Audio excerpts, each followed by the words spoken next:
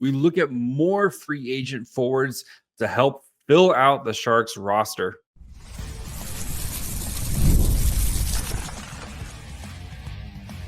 You're Locked On Sharks, your daily podcast on the San Jose Sharks, part of the Locked On Podcast Network, your team every day. Hello, welcome to Locked On Sharks, the premier hockey podcast covering your favorite team in the Bay Area. My name is JD Young, caretaker at the Reef, also the co-host of Locked On NHL. I want to thank you for making Locked On Sharks your first or second listen of the day. Proudly part of the Locked On Network. We cover your team every day. And if you want to be an everyday, all you have to do is just follow wherever you get podcasts, or you can watch on YouTube as well. And today we're going to be looking at 3 potential free agency options for the Sharks, as again, they need to find some more help in the forward department.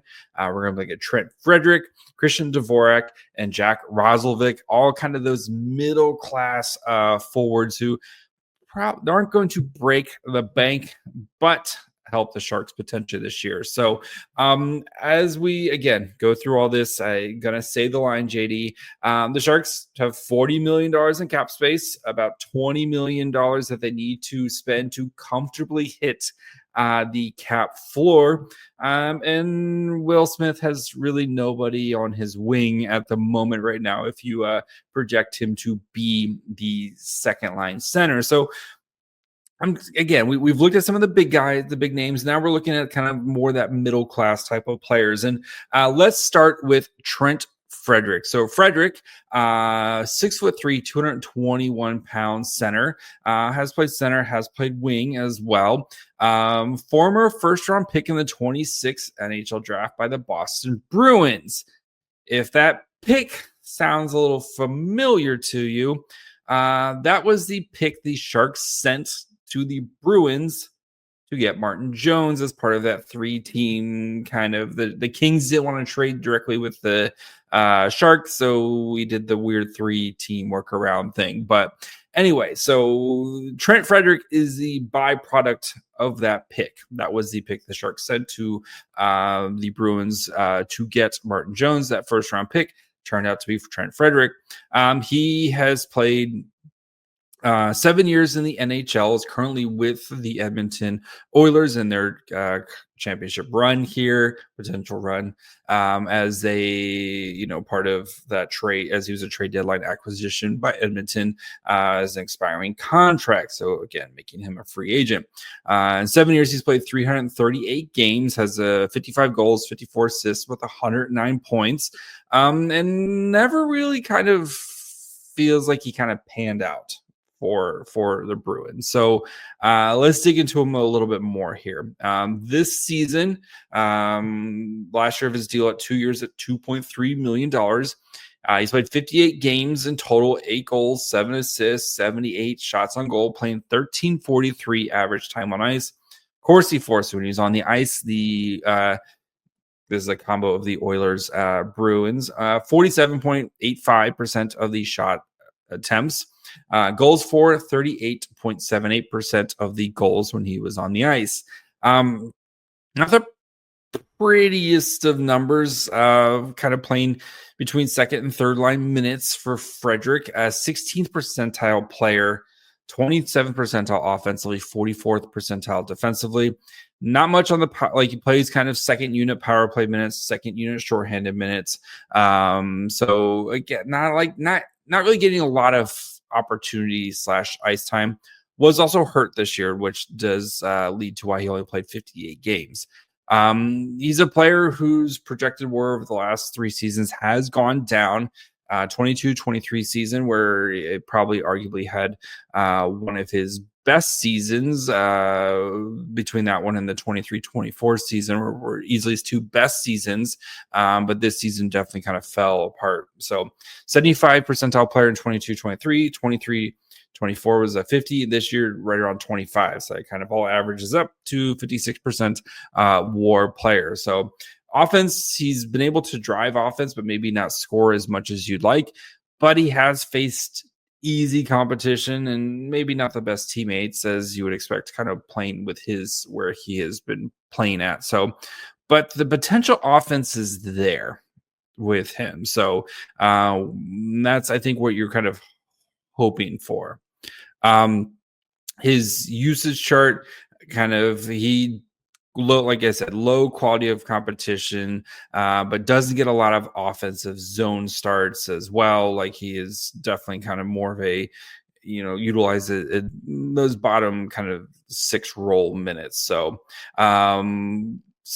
before we get to the contract, really quick, where would he fit, right? And I think for Frederic, there's a potential of him maybe, again, like, he's a guy who just hasn't played like a lot. And that's the question. Is kind of a chicken and egg question, right? Is he not playing a lot of minutes because of the teams that he's on, right? You look at like the Boston teams that he was on, where they have just kind of bigger names that always are going to garner, especially over the past couple seasons.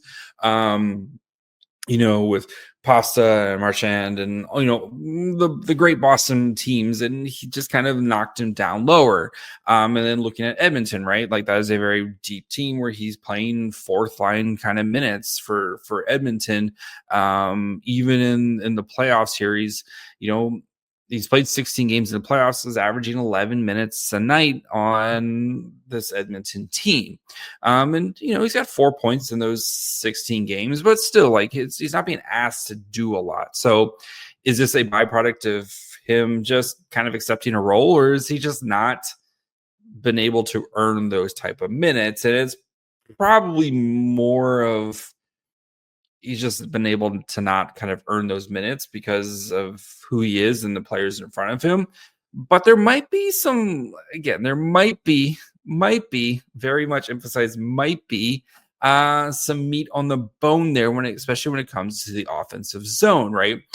Big guys, 6'3", 220 pounds, like, get to the front of the net. And especially if you're playing with some smaller players like a Will Smith or William Eklund or whomever else that you want to throw out there with some of the Sharks forwards, like, Frederic might have a chance to thrive, or at least see some more offensive production, because of just given more of an opportunity, right? If you're, instead of playing 13 minutes a night, what if he's playing 16 or 17 minutes at night, right? With maybe better players.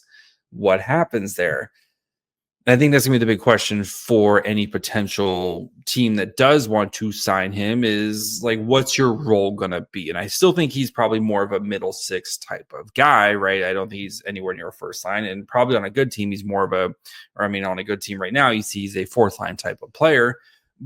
But on a team like the Sharks, where there's plenty of opportunities, especially in that middle 6, right? You feel like it's Will Smith at the 2C right now, and probably Alex Wenberg at the 3C, or maybe like Wenberg's in there somewhere, but everything else and Colin Graff is in there. But there's still plenty of opportunities available for the Sharks to give guys like Trent Frederic a potential run, to see if you can be, what happens if you earn more minutes on a team like the Sharks, and potentially could find some untapped offense there. So what does the contract look like? And per Evolving Hockey, they have him projected to most likely sign a 3-year deal at $2.79 million, with a 33% likelihood. The next 2 ones are a 23% likelihood deal that he signs a 1-year deal at like 1.7, and then a 2-year deal at like 2.4. So none of these are like break the bank. And especially like with 3 years for a guy who's, 27 right now, like, I feel like that would be a fair opportunity for him to, again, maybe you come in, type of thing, and give an opportunity to him and play him in the middle 6 role, and maybe he eventually just kind of settles in as your 3C, until guys like Philip Beestead or whomever else are ready to kind of take on that role, and then you move Wenberg to the wing right now to help support a guy like Will Smith. But like, it wouldn't be my favorite potential move, but I did want to at least discuss what Trent Frederic would bring to the San Jose Sharks because it would make some sense. But I also kind of feel like maybe Trent Frederic is just kind of who Trent Frederic is right now and is probably on a really good team. What we see from Trent Frederic, which is kind of like a fourth line role for him. So it'll be interesting to see. Trent Frederic's one of those guys I'm really interested to see kind of how his free agency goes. So anyway, we're going to be talking about Christian Dvorak, another potential stabilizing third line type of player here. And if, he could potentially, again, add some offense. So we'll get to that in just 1 second. Looking for a snack that's both delicious and nutritious? Crack into a good source of protein with the wonderful pistachios. Wonderful pistachios is one of the highest protein nuts. Each 1 ounce serving has 6 grams of protein, giving you over 10% of your daily value. Plus, they're packed with fiber and better for you unsaturated fats to help keep you feeling fuller longer. Personally, I like the in-shell variety. I like hearing that little crack. It's like a snack meditation. But if you like the no-shell, I'm not going to shell shame you. There plenty of different options for everybody. Plenty of great flavors to choose from. I'm pretty basic. I just like them plain salted. But they have plenty of great choices for you. Each one all providing 9 essential amino acids as well. So get snacking and get cracking with the snack that packs a protein punch. Visit wonderfulpistachios.com to learn more. All right, before we continue with Christian Dvorak, of course, want to thank you for making Locked On Sharks your first listen. If you haven't yet, perfect time to subscribe as we'll get you caught up with all the rumors as we're, of course, now in, rumor mill season and get you ready for the draft and free agency like we're doing right now. So make sure you're following along wherever you get podcasts. And, of course, you can watch on YouTube as well. All right, Christian Dvorak, interesting player because actually I think if you check the archives way back in the day when we first started this show, I believe we talked about Christian Dvorak as a potential trade option way back in the day. But Christian Dvorak, former second-round pick of the Arizona Coyotes, now, of course, the Utah Mammoth.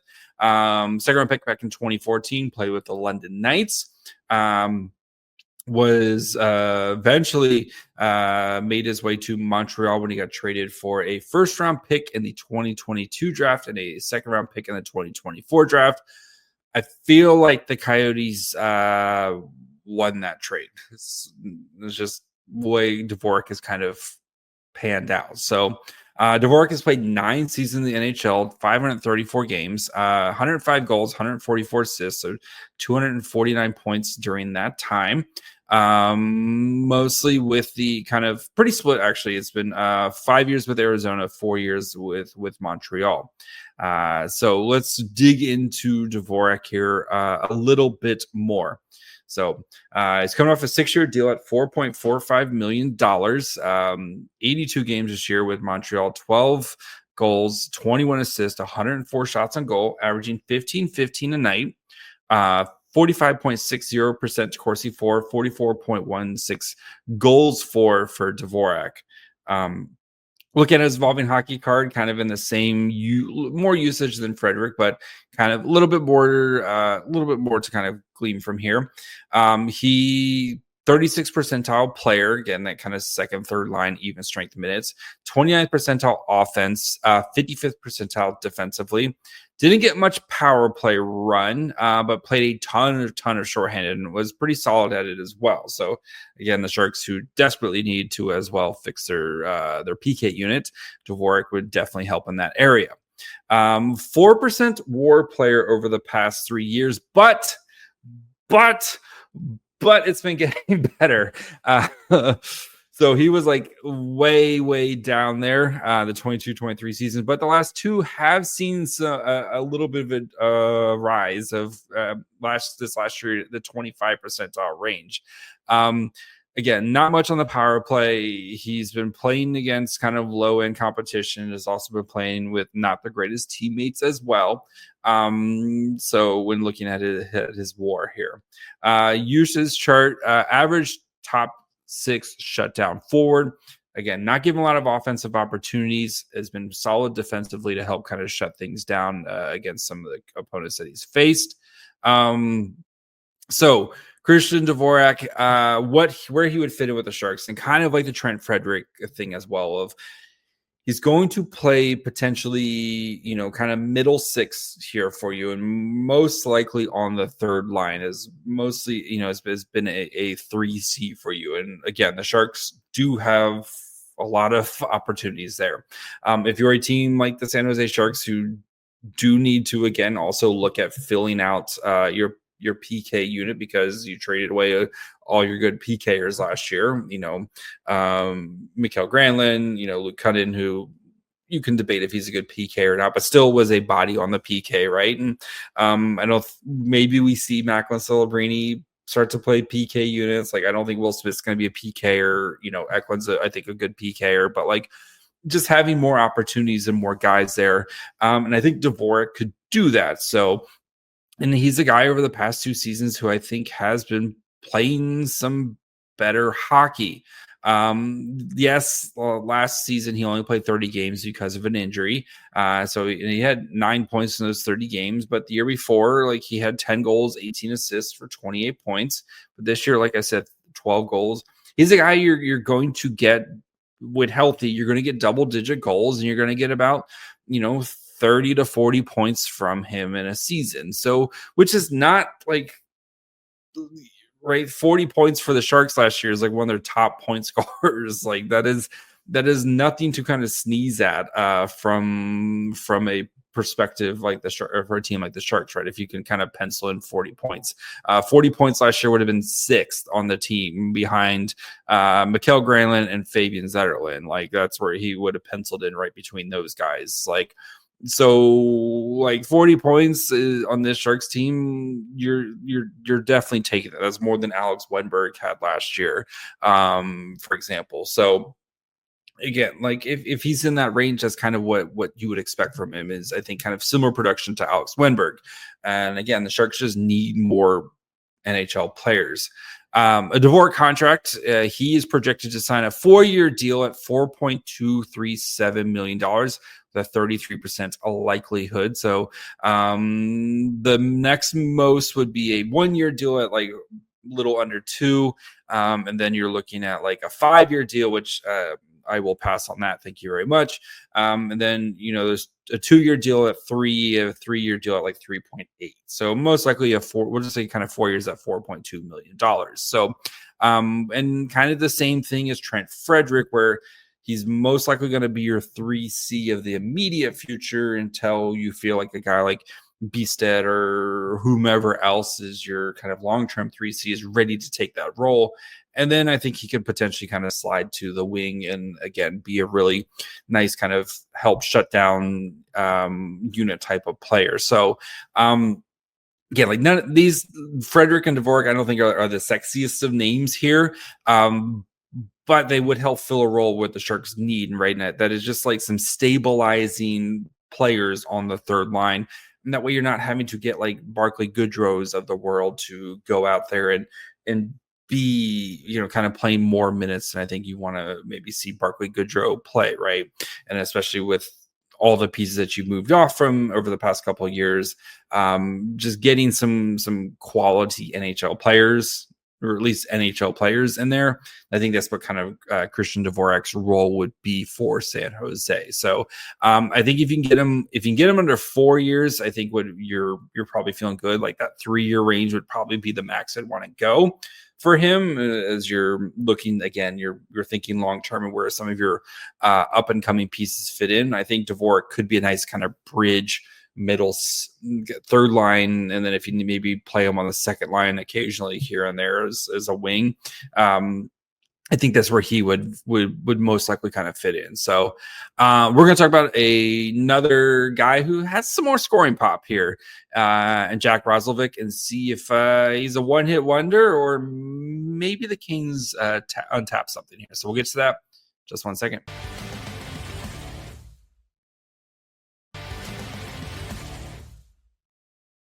All right, before we finish up, do want to, of course, thank you for making Locked On Sharks your first listen today, or maybe second listen. If you haven't yet, go check out the Locked On NHL Game Night. Every game, every night until a Stanley Cup champion is crowned. Get local analysis on a national scale, find NHL Game Night on Locked On NHL on YouTube, wherever you listen to podcasts. All right, let's finish up here by looking at Jack Roslovic. So Roslovic is a former first-round pick of the Winnipeg Jets, where he was in the 2015 draft. Played with the Jets, played with the Blue Jackets, a little bit of time with the Rangers, and then this year was with the Carolina Hurricanes. 9 seasons. He played 526 games, 102 goals, 158 assists, with 260 points in that time. Most of the time kind of split between the Jackets and the Jets, with actually most of the games with the kind of half his games basically as a Blue Jacket. We're 146 points in 246 games with the Blue Jackets while playing like 1550 a night. So not too bad production there. So this season with the Hurricanes, so he played 81 games, had 22 goals, 17 assists, 139 shots on goal, playing a little under 14 minutes a night. 57.55% Corsi for, and then 45.54% goals for. He was on a 1-year deal at $2.8 million. And at 6'1", 198 pounds, not the biggest dude, but not the smallest dude, like kind of in that, I guess, average height, weight, whatever you want. I think still what Mike Groh is looking for. So, looking at his evolving hockey card this year, 30th percentile player, kind of playing the same role as we saw from, or at least the same minutes as we saw from the other two candidates. 61 percentile offensively, 8th percentile defensively. Didn't get a ton, like kind of got second unit play on the power play. Not going to help you shorthanded at all, but a guy who can definitely find the back of the net for you. And I think this year we definitely saw that for him. 31st percentile WAR player this over the past 3 years, but the past 2 seasons have really seen that jump. So 25 percentile WAR last year, this year, over 50 percentile WAR. Scoring, getting first assist, doing a great job there. Played against kind of solid competition and had solid teammates as well next to him. So was used as an average top 6 two-way forward for the Hurricanes this year. So he saw, lower offensive, kind of lower, or I guess average quality of competition, but did see more offensive zones, which you would expect with the Hurricanes, who lead, they want to shoot the puck, they want to keep the puck, et cetera, et cetera. So for Roslovic, I think of the 3 players, he's the one who would provide maybe the most scoring impact as a guy who has been able to score in the past. So he scored 22 goals this year. He had 22 goals in the 21-22 season with the Blue Jackets.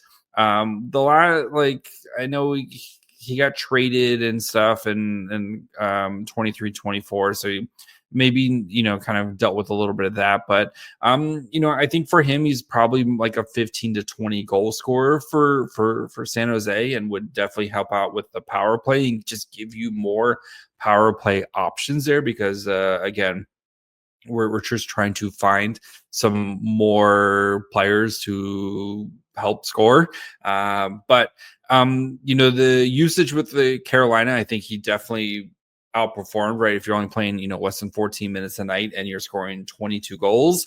But we have seen him be a little, play more minutes with Columbus a couple years ago, where he had 2 seasons where he's averaging over 16 minutes a night. One season, he almost touched 17 minutes a night. So probably more like a 15-minute a night type of player for San Jose, which really aligns in that kind of second, third line role for him at even strength. So contract wise, he is projected to sign a 3-year deal at $4.056 million, 26th percentile, or a 4-year deal at like $4.5 million. So those are the 2 most likely options for him for Roslovic. So little bit like it would be interesting with him because he is 28, right, and like he just turned 28 beginning of the in January, so beginning of the year here.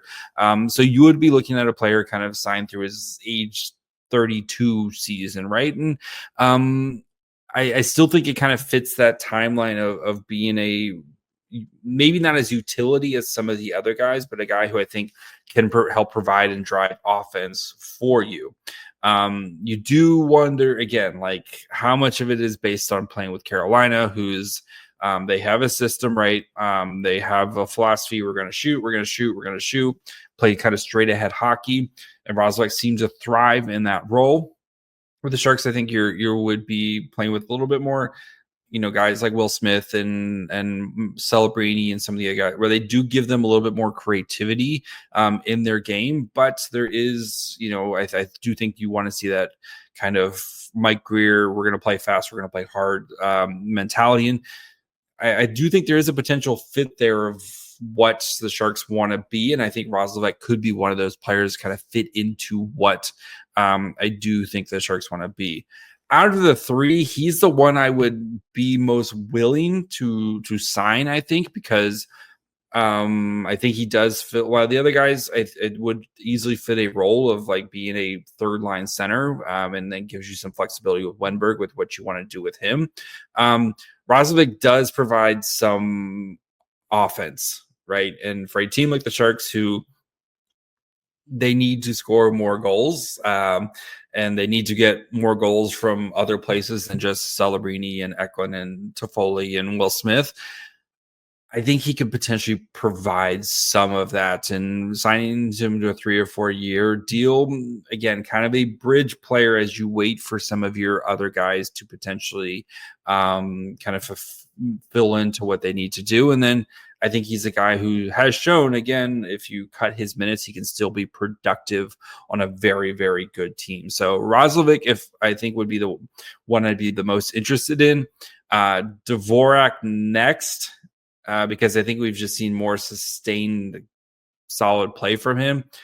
Frederic is the one I would be the most apprehensive about between the three, if I had to kind of rank them right now. So, but yeah, that's going to be it for me today. We'll be back tomorrow with another set of draft profiles. So make sure you're following along wherever you get podcasts. And of course, you can watch on YouTube as well. Follow the show on Twitter, Facebook, and Instagram at Locked On Sharks. Follow me on Twitter and Blue Sky at My Fry Hole. Till tomorrow. Bye, friends.